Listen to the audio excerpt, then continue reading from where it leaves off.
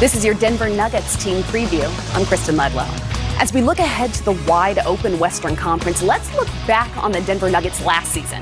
In February, Nikola Jokic was named an All-Star and later took first-team All-NBA honors.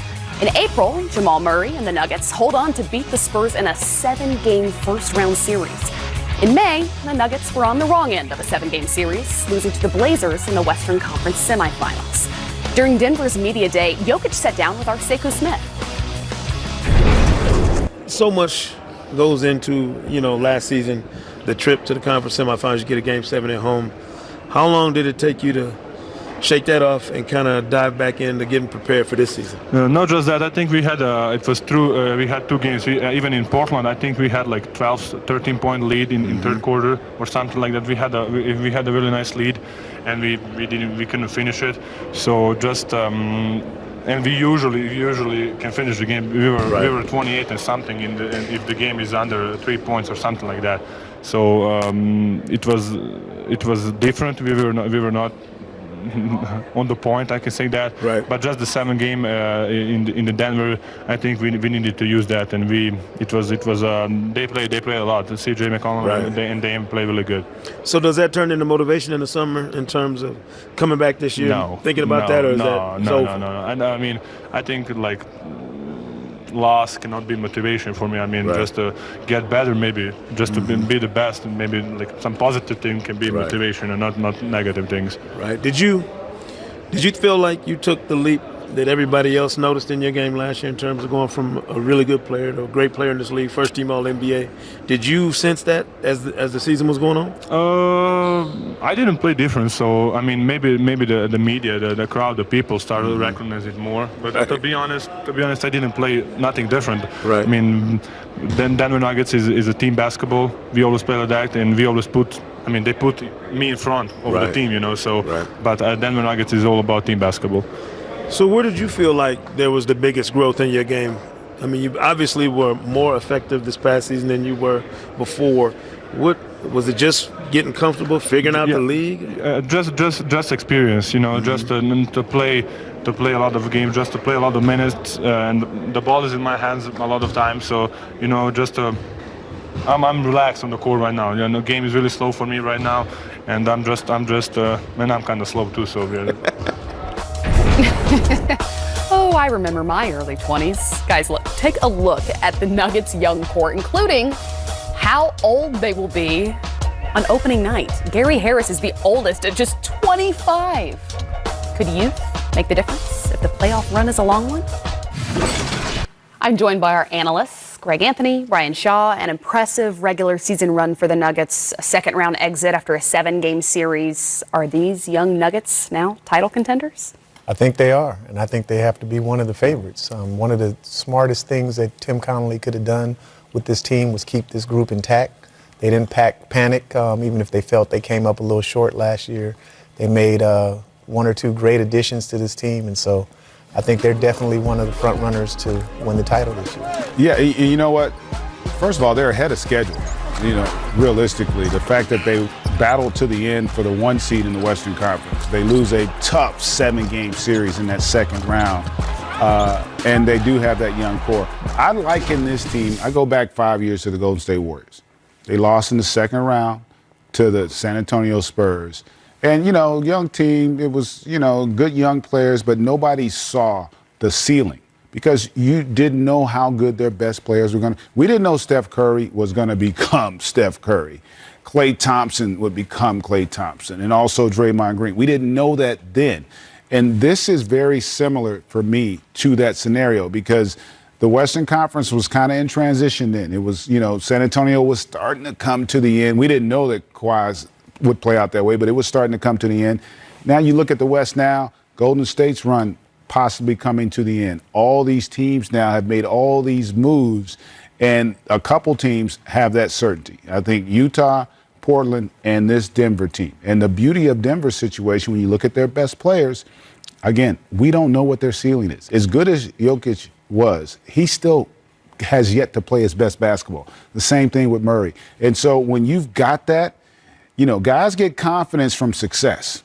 they're a more confident team today than they were a year ago because of what happened last year. And I think they build on that. Mike Malone's got to be really excited about this young core. Well, let's talk about Nikola Jokic because he was in that MVP conversation all of last season and then finished in the top 5 in MVP voting. Guys, does he enter this season as one of the favorites, if not the favorite? Definitely. He's going to build on what he did last year. The confidence and the success that team had is going to directly correlate with what he's going to do this year. And, there's nothing out there on the floor that they have to almost implore him to be a little bit more selfish on the offensive end because he's always looking to pass first and make plays. And so definitely he's up there with probably the top 5 candidates for MVP. No doubt about it. I really feel like because of his growth and then also the overall skill set. He is a difficult guy to defend because he does everything at a high level. He can shoot the 3. He's probably the best passer on their team. He's a great rebounder. He finishes well. He does it all. And so he's now, I think, putting himself into a position to where he could be considered one of the very best players. Forget just being an MVP candidate, one of the very best players in our league. Wow. Because of that skill set. Everybody talked about Joel Embiid being maybe the best center.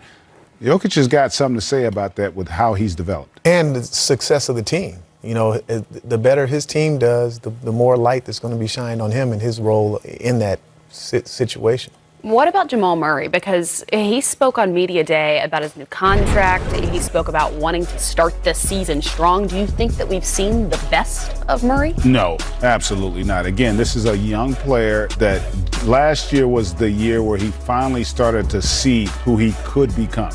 And I think he's the kind of young player that he loves the game. He's in love with it. He wants to become a great player. He wants to be mentioned in the same breath as the Steph Currys and the Chris Pauls. And I tell you what, I don't see why he can't because he's shown he's got the complete arsenal offensively. He's a dynamic, energetic guy. It seems like the team loves him. They rally around him. The difference this year will be the expectations will be higher. They're going to be much higher than they were last season when they just came up short to making the postseason. And they're going to have to handle that and be able to deal with the adversity and the bumps that come along with that. But if they do, this team's got a chance to be special. And the physical aspect of being a basketball player, he has all the boxes checked. My thing for him is going to be the leadership aspect of it as the point guard of this team and having so many young guys on this team. A lot of times when you have a lot of young players, there's a pecking order, a fight for the pecking order, who's the alpha on the team. And so if his leadership can rise, he can get the team the buy-in behind him and allow him to lead that team from that point guard position, then I do think that there's a lot more of him that we can see, and he's going to be steering that ship in the right direction. You mentioned that point guard position because when he came into the league, there was a lot of conversation about which position he would settle into. As an offensive facilitator, how do you like his development? I love it because that's where the game is right now. Back in the era when Greg played with myself, point guards were more pass first and facilitators. Now, almost every point guard that you can think of, especially the high-level point guards in this league, they can all shoot and they all score. And so he's right in line with where the point guard position is in this day and age in this game. And, and so I think for him, he has a very bright future, and he's tasted some playoff success. He's gotten a lot, even though he's young, he's experienced because he's been playing since he got into this league. And so I throw the youth part out of the window because all of their young guys, Gary Harris being the oldest one at 25, this is going to be his 5th season or so, and he's gotten a lot of minutes and a lot of experience, a lot of playing time, and so there it is. Lastly, the rainbow jerseys, City Edition, best jersey in the league, yes or definitely yes? Definitely no. We got to go. When we come back, we'll continue to take a look at the Nuggets' depth, their versatility, including what the veteran Paul Millsap brings to the roster. The Denver Nuggets preview continues. this season, considered by many to be one of the deepest rosters in the league. You see, in that MVP conversation, Nikola Jokic sitting just behind him, Bol, who will, of course, spend some of his season, at least, with the G League affiliate as he continues to gain professional experience. But guys, as we see Paul Millsap there smiling, we know what he brings as far as the intangibles go. We know what he brings as far as veteran leadership goes. How much does he have left in the tank? What can he contribute here? You know, I feel like he's got a ton left vis-a-vis the role he's going to have. You know, he's not going to be asked to be the Paul Millsap of the Atlanta Hawks. In this situation, he's more of a guy that he's kind of going to be one of those, he plugs all the holes. So he can be your anchor on the defensive end. He's a terrific passer. He can spot up, make open shots. He can come up with loose balls. Still, like, he can just basically be a jack of all trades for this team. And I think it meshes well with their personnel because they got all those young budding stars that have all that athleticism, and he's that wily old veteran that just kind of keeps that ship moving forward. Yeah. And to Greg's point, I think that's exactly what he is. He's that soothing influence when they get out of control and they get a little wild. That calms them down, like a hot cup of coffee that you can't drink right away. You drop an ice cube in there or some cream in there, and then it makes it nice and, you know, drinkable. And I think that that's the role that he plays for this team. Speaking of fresh, I think somebody who was looking for a fresh start, Jeremy Grant. How do you think he fits with this Nuggets team? I love him. I think he fits right in, and I think that Jeremy Grant was the pickup of the summer for the Denver Nuggets. You know, his ability to stretch the floor, he's an improving three-point shooter, his athleticism, ability to get up and down the floor, defend multiple positions, and just the raw energy that he brings is unmatched. You know, the thing about him is, and I think it's a theme, if you're trying to win, you need versatility. And he, like, you know what, in a lot of ways, he can be like a young Paul Millsap because he can be your defensive anchor. He can now knock down the open three. He is going to be active at the rim on both sides of the ball. And I think he gives them a nice boost of athletic energy. They're not an overly athletic team. You know, he gives them one of those uber athletes on the floor that can win possessions. And the pedigree. I mean, he's son of Harvey Grant, nephew of Horace Grant. So it's in there, you know, and it's in his blood, it's in his genes. And, you know, those two guys had great NBA careers, and I think he's on his way to one as well. Well, as we continue to break down their depth chart, let's take a look at some of the depth that they possess at the wing position. And GA, I'll start with you on Gary Harris. He's given us some exciting moments, without a doubt. But now he's saying that he's embraced title expectations. What do you expect from him? Well, I think the biggest key for Gary is health. And Brian was talking about this before. You know, he's a guy, he's a proven commodity. What you love about him offensively, he doesn't need the ball to be effective. He can play without it. He can make open shots. But then also defensively, he's one of those prototypes. He's kind of like a poor man's Klay Thompson, if you will. Not the shooter that Klay was, but I think he can have the same kind of impact defensively for this group. And I think the best part for Mike Malone with this whole core, all of their guys are in roles that they're comfortable with. You know, they're not having to do things that they're not comfortable with. And I think that really bodes well for a young team that aspires to be a title contender. Bishaw, how about Will Barton? Because that's a guy who spent a lot of the last season on the sidelines with an injury. He started this season on the sidelines with an injury, starting with training camp. If he's healthy, what can he contribute? Well, it's a fresh start for him. He's like a Swiss Army knife. He does a little bit of everything. You can play him at the point guard, you can play him at the off guard or the small forward. And his activity, his ability to score, and his acceptance of his role on his team. You know, he got paid last year, and so I think that he can be comfortable in that he already got his bag, and now he can just go out and concentrate on playing. And the acceptance of their roles and Mike Malone's ability to get these young guys to buy in, which I think he does have the buy-in, is the biggest part for this team. They're not only talented, they are young. You said it best. And when we come back, we're going to take a look at their emphasis on player development. Your Nuggets team preview continues next. Primarily through the draft and the development of those young players. So let's take a look at the off-season process the Nuggets hope will pay dividends this season.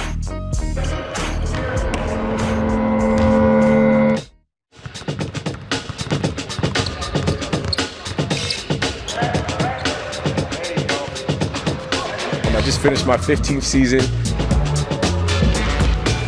I've been doing it about 4 years now.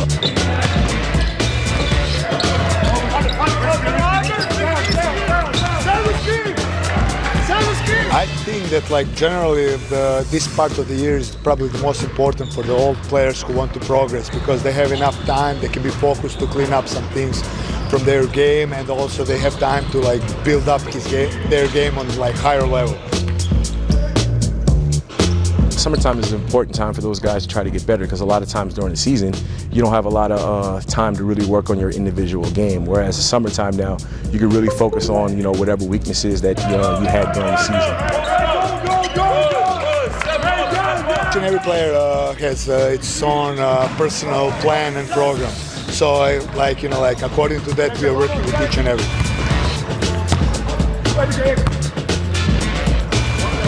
If a guy's maybe struggling, you know, with his free throws, now he has more time to maybe work on his shooting mechanics and his form.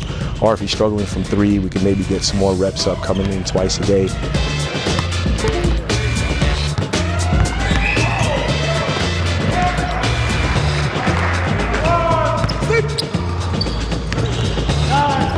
It's definitely changed. When I was coming, it wasn't really any player development. They would send coaches out to come work us out, but it wasn't really the player development. It was more like the coaches would come get you shots, you know, a lot of reps. A lot of the stuff that we do now is more the guys that are coming from college and pros, they don't really know how to transition their game. So we do a lot of more teaching right now. Kids are getting a lot more specialized at an earlier age, so they're getting a lot more player development early on. So when they come to our level, you know, they are a little bit more skilled than what I experienced when I first got to the NBA. A lot of times what we're trying to do out here is more the mental aspect, teaching them the games, you know, to read and react defensively where they're supposed to be and just different areas like that. Veterans, those are guys that usually been in the league for a long time, so they kind of know what their workout regimen is going to be. They know what kind of shots they're going to get in the game, and they know what to expect. Whereas the younger guys, you know, they come in and they have expectations where maybe I'm going to get this shot, and no, right now, you know, you're just going to maybe catch and shoot, or maybe just, you know, one or two dribbles get into the basket. For the young players, it's more like, okay, let's establish good habits, and let's find the direction in which they're going to go.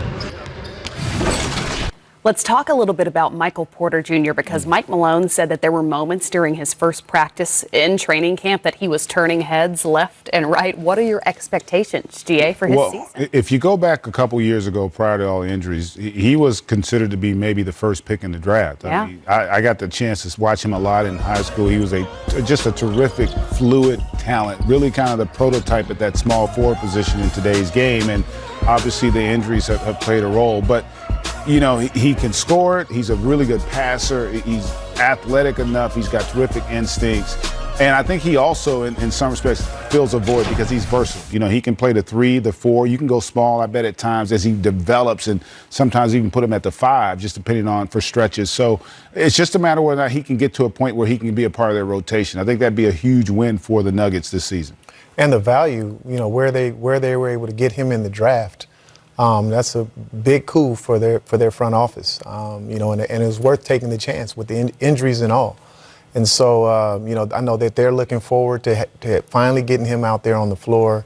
It adds to the depth that they have on this team, which is already ridiculous at every single position. And so that's why I'm really excited about this team and their prospects for this season. And you've been on a number of coaching staffs committed to player development. How important is that aspect of coaching? Well, particularly for this Denver Nuggets team, player development is vital. It's critical because they have so many young players. One of the things that happens is that your practice time is limited. You know, coaches don't want to burn players out during the season in practice. A typical practice, you know, will last an hour and a half, 2 hours at the most in this present day and age. And because of that, you don't get all the repetitions that you would like. An old coach of mine, Tex Winter, always said that it takes 7 repetitions before your muscle memory kicks in. And in a regular practice, you don't get a chance to have 7 repetitions. So the player development position, you know, they happen to have a guy named John Beckett, who we know, who worked here at NBA TV for a while, has done a great job with these guys because now that becomes the focal point in the offseason, after practice, before the games, when he gets a chance to put his hands on these players and work with them in pregame. Well, we'll be back after the break to wrap up this Nuggets team preview with these guys' predictions. Stay with us. Games between January and March are going to be on the road. Not going to be an easy thing to finish off this season in a push for Western Conference playoff positioning. So I've got to ask, as the magic number is 53.5, will the Nuggets win more games or less than that? I'm going more. Really? Yes. I'm going more. I think that they're going to finish 1 or 2 in the West, the best record. So I'm going more than that. I'm actually going to go above as well. And I just think, again, that the advantage they have is everything's in place, system, style, familiarity. But the best part is their best players are still getting better. And that's where I think they have a decided advantage. Murray and Jokic in particular are the two guys that they can go to another level. And in Jokic's case, that means becoming a superstar. So this team, I think, expectations are high and deservedly so. How far above, then, that number? Because this is a team that sat on top of the Western Conference for most of the regular season last season. Can they do it again this season? I think they can, but I'm still thinking 55, 56. I just think because there's so many really good teams, you're not going to see a 60-win team in the West. And I would agree with that. I think they finished second in the West last year, so it's only room to go up for them. They're bringing their whole team back with the addition of Jeremy Grant. You are right. All right, that'll do it for the Nuggets team preview. For Greg Anthony, Brian Shaw, I'm Kristen Ledlow. We'll see you guys next time. Yeah.